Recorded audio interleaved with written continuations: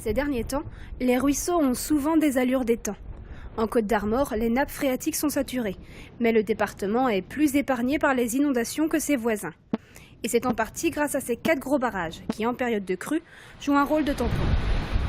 Au barrage de l'Arguenon, le deuxième site de Bretagne en termes de capacité, le personnel est sur le pont. En exploitation normale, un barrage en hiver n'est jamais rempli complètement. On a toujours un creux disponible, c'est-à-dire un volume disponible au cas où une crue surviendrait.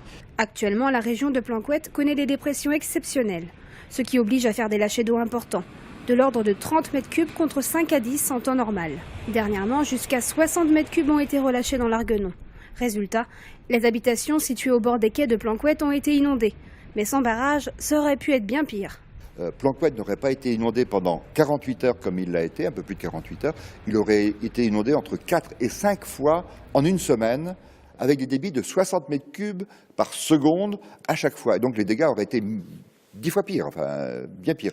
Et on aurait eu donc ces inondations répétitives s'il n'y avait pas eu les barrages. Si les vannes ont été autant ouvertes, c'est parce que la sécurité du barrage en dépendait.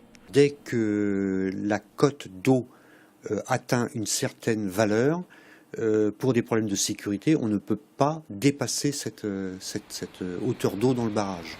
Au maximum, le barrage relâchera le débit qui rentre dans le barrage pendant la crue, mais le barrage ne peut pas être un facteur aggravant. Il y a 60 ans, un barrage a lâché dans le Var et a entraîné la mort de plusieurs centaines de personnes. Mais heureusement, les accidents sont rarissimes.